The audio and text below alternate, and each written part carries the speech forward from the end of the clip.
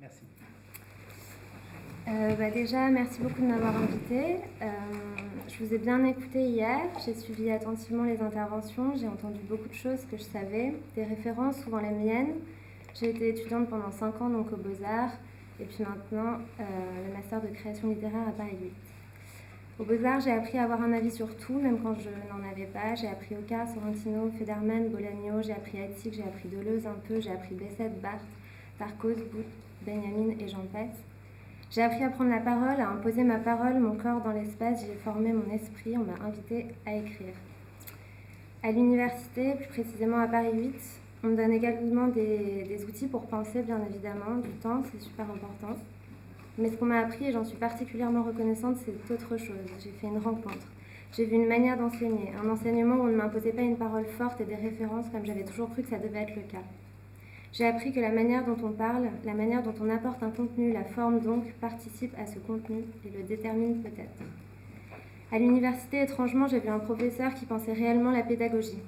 Il n'était pas sur son estrade à délivrer la parole, non, il donnait la parole à l'autre, nous. Il posait des questions pour nous faire parler, les étudiants, nous faire réfléchir pendant 3 heures. C'est pas toujours brillant, on perd certainement en qualité, mais je crois que c'est bien le plus important. Apprendre aux gens à penser et leur en donner l'opportunité sans que la parole ne soit forcément un combat, mais en tout cas et dans tous les cas une expérience et un échange. Maintenant, je vais me prêter à l'exercice pour lequel on m'a invité, raconter, exposer le mémoire que j'ai écrit aux Beaux-Arts de Lyon il y a 2 ans et exemplifier ce que nous nous sommes racontés. J'aurais aimé que nous puissions être plusieurs à le faire parce que nous sommes en train précisément de le faire. Donc, ce mémoire, je vais vous raconter, pardon. Donc quand j'ai commencé à écrire le mémoire, j'étais en stage aux États-Unis, à Los Angeles. Je rédigeais une sorte de journal de bord à la première personne et je ne savais pas vraiment qui ferait partie du mémoire. Ensuite, ça a été une série de rencontres. Donc quand je suis rentrée en France, j'ai découvert l'essai de Vincent Deben, L'adieu au voyage. Donc dans ce livre, il part d'un constat. Les ethnologues français des années 30 reviennent de leur voyage d'études et produisent 2 textes. Donc l'un est scientifique, une thèse, et l'autre plus littéraire, qui est l'ordre du récit, pour pallier ce qu'il appelle le manque du document, l'atmosphère. Donc c'est ce qu'il appelle le second livre.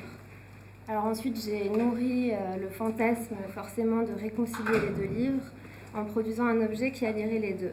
Ensuite, nouvelle rencontre, Milgensius Amigondis, donc un roman de Gilbert Sorrentino. Le roman a déterminé la forme de mon mémoire. Donc un samigondis, c'est un migenstu, pardon, c'est un ragoût irlandais qui est fait de restes de viande.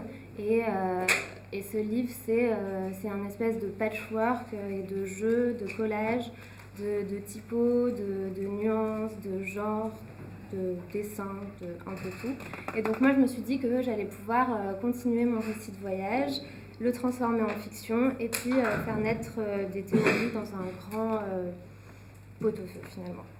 Et donc il y a 2 pages indépendantes. Donc il y a celle de gauche qui travaille les outils et les références et celle de droite qui porte le récit et sa métathéorie, si on peut dire.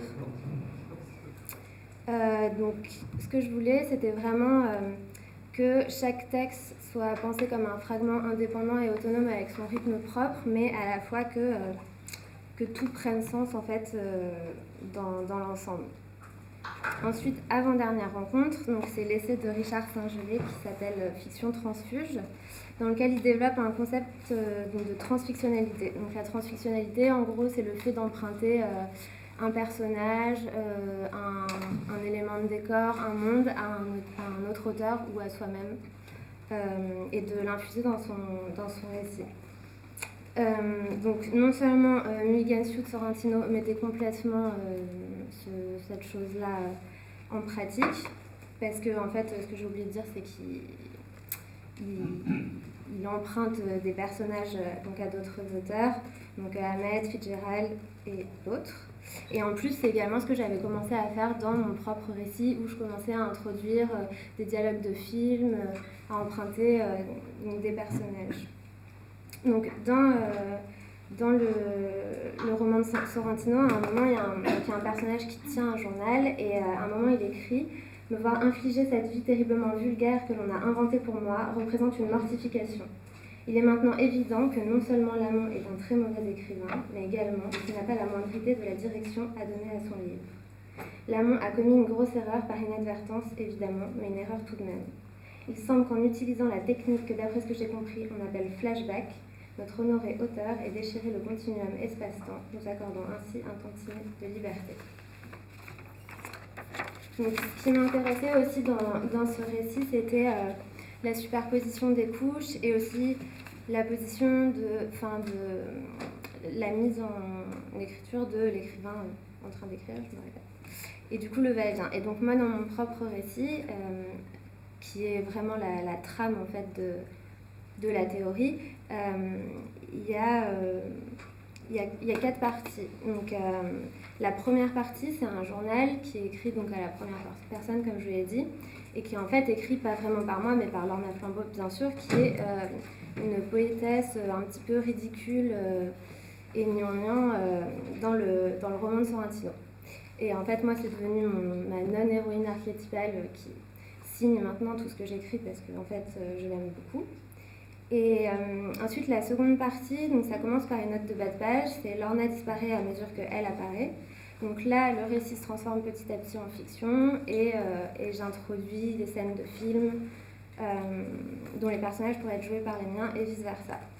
Dans la troisième partie, il y a un nouveau personnage qui arrive, c'est la jeune fille qui est tombée dans la piscine ce soir-là. Donc celle-ci, elle est empruntée à un roman de l'Argentin Rodrigo Fresán, donc on vous lira quelque chose sur elle.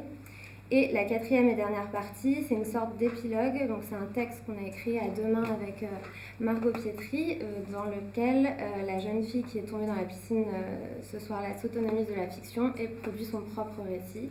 Et ça se termine par une compilation d'articles qu'elle a trouvés dans une base de données sur les piscines.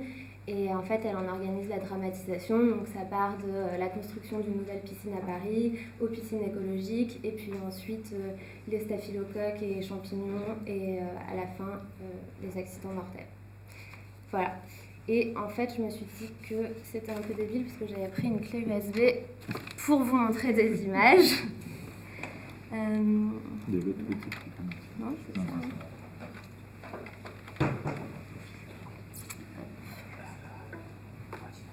Par contre, je suis un peu nulle en PC, du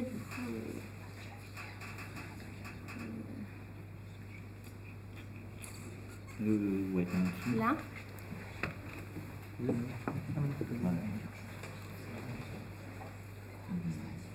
Non, ça c'est pas la même chose. Le mieux c'est de la... Je pense. À te la sortir alors en fait. Si. C'est juste un PDF. Pardon. On perd trop de temps. Bah sinon on peut commencer à lire. C'est lequel? C'est Mémoire blanche. En dessous. Là.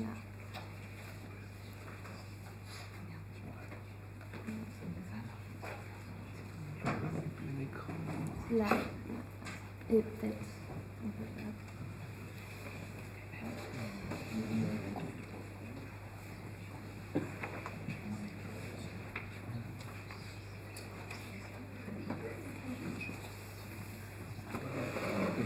Voilà.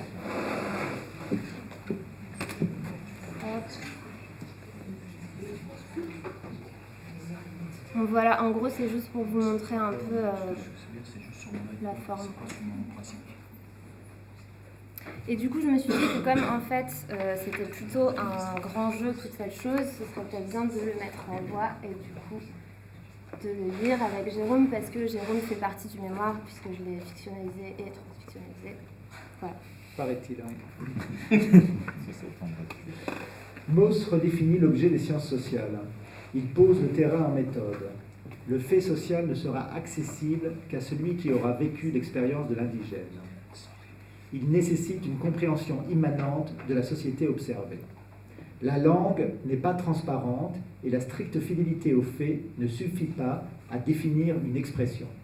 Si la méthode de l'ethnologue est donc de pénétrer de manière immanente les sociétés qu'il étudie, on peut alors se demander si la transcription, la restitution de cette expérience doit en être l'image. Il faut faire pénétrer le lecteur dans cet univers. Le style devient important. On pense à Achille, qui raconte en s'en tenant aux faits précis, et à Ulysse, à l'inverse, qui trompe, car il crée une véritable narration, un style de récit auquel on se prend. N'allons pas trop loin. Les réflexions sur le style sont embryonnaires. Le mot atmosphère revient sans arrêt dans les écrits des ethnologues et désigne ce qui manque au document. Griaule, dès le premier chapitre de la méthode de l'ethnographie sur la question de l'enregistrement cinématographique, reconnaît, contre toute attente, une certaine légitimité au film documentaire, contre le document filmé. Il écrit « Le documentaire public donne une idée plus juste de l'objet à traiter que le film à l'état brut. C'est là le rôle intéressant de l'art en ce domaine. Il restitue une réalité exacte. Autrement dit, le détail judicieusement choisi et encadré est plus évocateur de l'atmosphère réelle que le document pur et simple, avec ses longueurs inévitables qui noient l'atmosphère. » 25-17, 29-32. Marianne entre dans l'appartement, la caméra l'y attend, elle avance, change de pièce, la caméra la précède. Elle avance vers celle-ci, puis la dépasse. Marianne est de dos maintenant, elle ouvre la porte. Cut. Plan fixe sur Marianne, vue de face, son visage, ses épaules, à nouveau le fond est bouché, le mur. Cut. On suit Gérard entrer dans l'appartement. Cut. Gros plan sur Marianne, une larme coule sur sa joue, l'ombre de Gérard se déplace sur son visage. Travelling, la caméra glisse sur la main de Marianne, prise par celle de Gérard. Elle s'arrête sur les deux mains jointes. Tu m'aimes ? Cut. Marianne et Gérard sur le même plan, ils sont assis. Marianne est face à nous, Gérard de profil, elle le regarde. Oui. Comment ? Très fort. Il tourne son visage vers elle. Ça ne veut rien dire très fort. On peut aimer les spaghettis très fort. Il tourne son visage à nouveau. Ne la regarde plus, il sourit. Non, en français, il la regarde avec les gens qu'on aime très fort. Oui, mais je suis pas française. D'accord, alors je t'aime à la folie, comme un fou. Il la regarde. Je veux pas parce que le jour où tu ne seras plus fou, tu m'aimeras plus. Il tourne son visage, regarde dans le vide. Alors disons que je t'aime mortellement. Ça veut dire quoi ? Ça veut dire que je pourrais t'aimer jusqu'à la mort. Il tourne son visage vers elle. Ça veut dire que je t'aime jusqu'à la mort, plus fort que la mort, au-delà de la mort. Il tourne son visage vers elle, à nouveau vers le bas. Elle serre sa main, lui tend les bras, puis se cache le visage. Cut. Lévi-Strauss insère dans son récit un texte écrit sur le moment.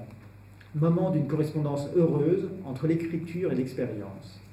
Il choisit l'italique pour inscrire et ainsi isoler ses notes qui décrivent sur le vif un coucher de soleil. On se rappelle la description des clochers de Martinville, un autre récit écrit sur le vif, dans lequel il est question de jeu de lumière qui disparaît avec le crépuscule du côté de chez Swann.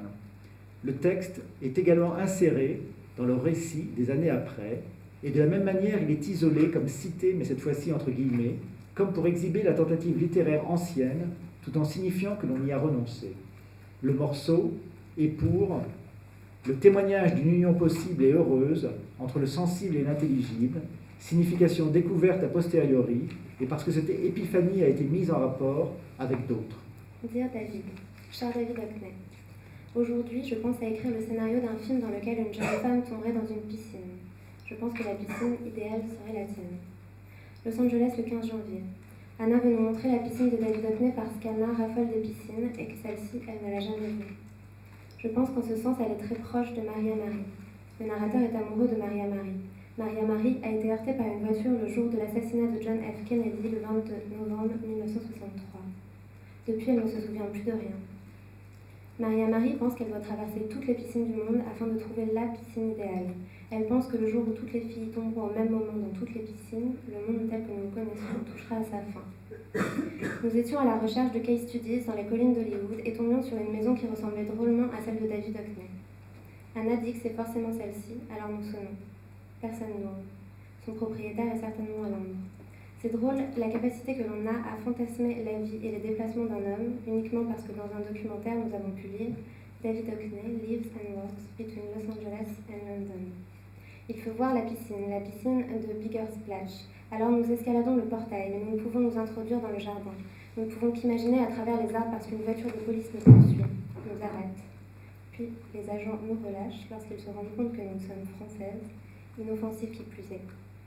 Ce qu'ils ne savent pas, c'est que nous sommes en repérage pour la scène d'un crime du film fictionnel que nous ne tournerons jamais, Fall into the Water, ou Chute dans une piscine, ou La mort par noyade, ou Dans la piscine de Diege, ou etc. Afin de garder un souvenir de ce moment où pour immortaliser la maison sans la voir, je décide d'entrer notre position exacte dans le Google Maps de mon téléphone portable. Là, sur l'écran traversé en diagonale par une énorme fêlure engendrée par une chute, on y revient, qui le partage en deux et oriente ainsi considérablement ma vision sur une image anthropique du monde, apparaît un gros point bleu sur la maison vue d'en haut et toujours divisée en deux de Diege. Notre scène de crime était là, sous mes yeux, au format 8 par 5. Il ne manquait plus que le bandeau de plastique jaune venant séparer les initiés de la mort, ceux qui ont le droit de voir, les experts, qui devraient être mexicains à mon sens, car les Mexicains ont une vision bien plus simple de la mort que la nôtre. Et comme le film doit se dérouler dans la maison de Diege et que la maison de Diege est à Los Angeles, je doute qu'il puisse en être ainsi. Cher Jérôme, j'espère que vos vacances, si vacances il y a, se déroulent bien. Il m'est arrivé quelque chose d'extraordinaire concernant le mémoire. Ma colonne fiction avançait petit à petit lorsque, lors de mes lectures, je tombe sur une nouvelle, dans La vitesse des choses de Frézanne, se nommant « La fille qui est tombée dans la piscine ce soir-là ». Je ne sais pas si cela vous rappelle quelque chose. Non, ça ne me rappelle pas, parce que je n'ai pas lu le livre. Mais il y avait tout. La fille qui tombe dans la piscine, personnage secondaire, fête mondaine, reflet argenté, et même une référence à David Hockney. Je vous laisse imaginer ma surprise et mon désarroi. Bref, après l'énervement du « j'ai écrit la même histoire en moins bien », je me suis dit que c'était un signe et que finalement la colonne fiction avait trouvé sa fin, sa chute, même sans mauvais jeu de mots. Bien à vous, elle.